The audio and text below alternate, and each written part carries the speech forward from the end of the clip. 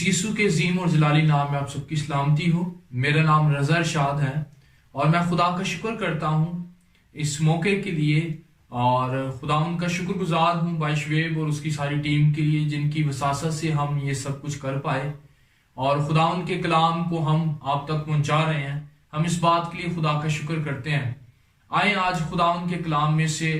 अपनी हिदायत और रहनुमाई के लिए जो बात खुदा ने मेरे दिल में डाली उस पर गौर करते हुए इमसाल की किताब और उसके 3 बाब की 5वीं और 6वीं आयत पर गौर करते हैं। कलाम मुकद्दस में यूं मरकूम है, सारे दिल से खुदावंद पर तवक्कुल कर और अपने फहम पर तकिया ना कर,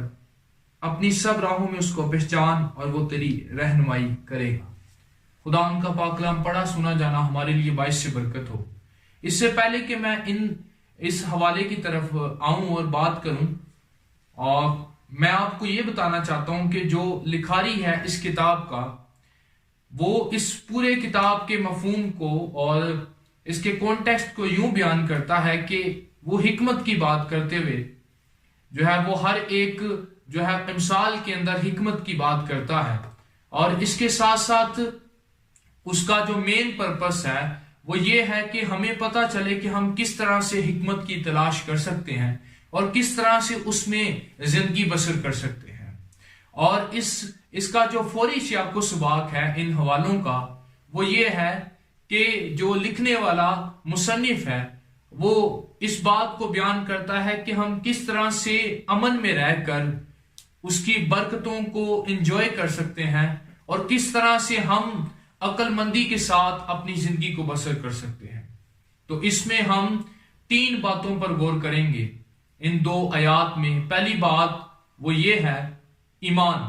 दूसरी बात वो हिकमत है, और तीसरी बात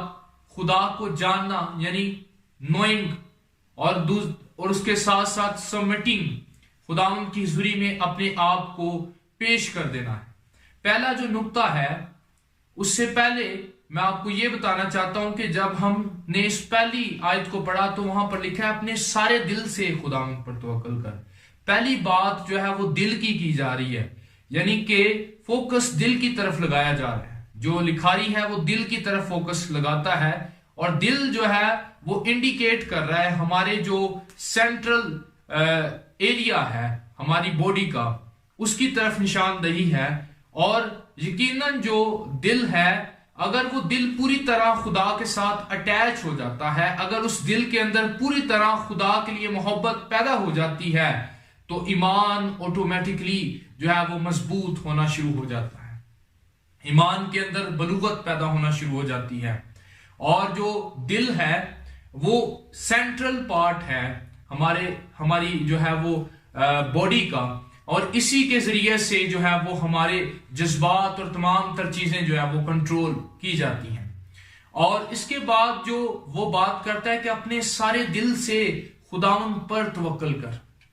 जो तवक्कुल है इसके लिए ओरिजिनल जुबान के अंदर लफ्ज पिस्तिस का इस्तेमाल हुआ है, जिसे इंग्लिश में जो है वो फेथ ट्रांसलेट किया गया है, और इसका मतलब है ऐसा अमल जो उम्र भर जारी रहता है, जो रुकता नहीं है। ईमान एक ऐसी चीज है, ये 2 या 3 दिन का काम नहीं है, बल्कि ये एक ऐसा अमल है जो उम्र भर हमारी जिंदगी में जारी रहना चाहिए, जो एक तजर्बे का नाम है, और ये एक टाइम टेकिंग प्रोसेस है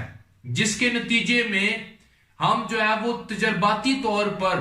खुदा के साथ एक्सपीरियंस में इसको जो है वो बढ़ाते जाते हैं और खुदा की जो है वो जबरदस्त किस्म की ब्लेसिंग को अपनी जिंदगियों में देखते हैं। ये एक की मानिंद है जिसके जरिया से हम खुदा की जो है वो बहुत सारी ब्लेसिंग्स को अपनी जिंदगी में होते हुए देखते हैं। हम इब्राहिम की मिसाल को देखते हैं कि उसका ईमान ही उसके लिए रास्तबाजी गिना गया। इब्राहिम ने जब खुदा ने उससे बात की तो उसने खुदा को देखा नहीं था, लेकिन ईमान, क्योंकि ईमान अनदेखी चीजों का सबूत है जो हमें नजर नहीं आती, उसने उस आवाज पर जो उसे आई थी उस पर ट्रस्ट किया और अपने सारे जो वतन था और अपने रिश्तेदार थे सबको छोड़कर उस ईमान के स्टेप को लिया, और वो ईमान उसके लिए रास्तबाजी गिना गया। اسی طرح سے خدا ہماری زندگی میں ایمان کو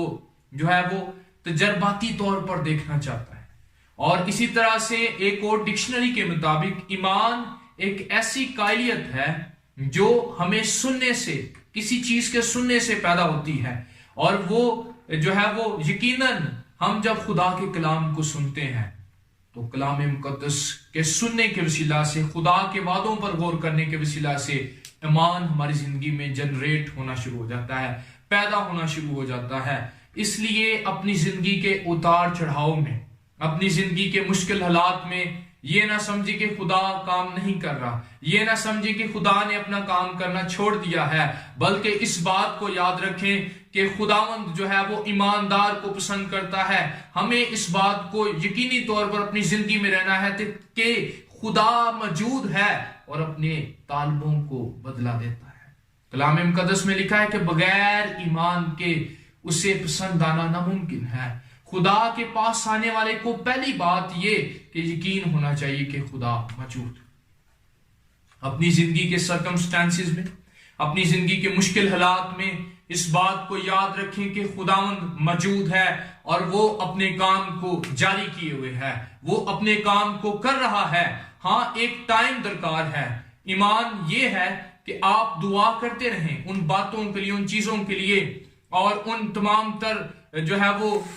باتوں کے لیے جو خدا نے آپ سے کی ہیں، لیکن آپ کو حالات نظر نہیں آ رہے، لیکن آپ پھر بھی اس پر ڈٹے ہیں اور آپ خدا کو کہتے ہیں کہ خداوند بے شک حالات ناسازگار ہیں، لیکن تو میرا خدا ہے اور تو ان کو سازگار بنانے کی قوت رکھتا ہے. اور پھر آپ ایک کی طرح ایمان ایسا کام کرتا ہے کہ خدا کی غیر معمولی برکات آپ کی زندگی میں آنا شروع ہو جاتی ہے.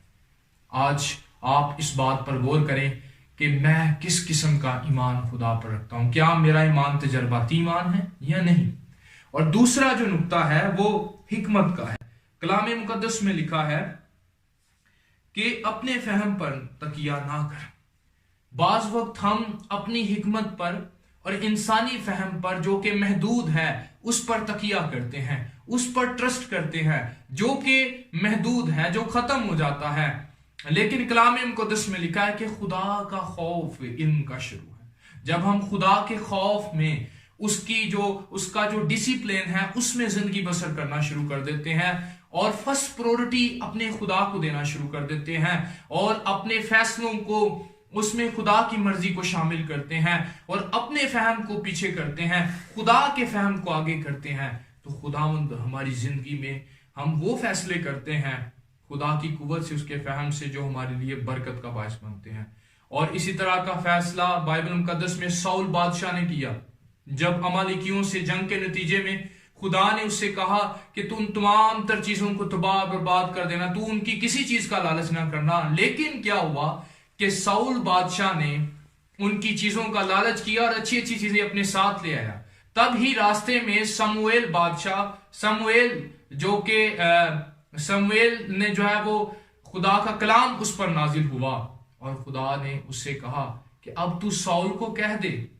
کہ اب سے بادشاہی تیرے ہاتھ سے لے لی گئی ہے. بعض اوقات ہم انسان ہوتے ہوئے ایسی خطائیں اور ایسی غلطیاں کرتے ہیں جن کی بنا پر ہمیں آگے جا کر بہت نقصان بھگتنا پڑتا ہے، جنہیں لے کر ہم جو ہے وہ پوری زندگی پچھتاتے ہیں. لیکن آج میں آپ کو یہ اس بات کو بتانا چاہتا ہوں، بعض اوقات ہم اقرار کرتے ہیں کہ ہم خدا پر اعتماد کرتے ہیں، ہم اقرار کرتے ہیں ہم خدا پر یقین کرتے ہیں، لیکن ہم سٹل اپنے جو ہے وہ اپنے فہم پر، اپنے دماغ پر، اپنی جو طاقت ہے سوچنے کی اور اپنی جو لیمیٹڈ سوچ ہے، تھنکنگ ہے، اس پر ٹرسٹ کرتے ہیں، جس کی وجہ سے ہم ناکام ہوتے ہیں.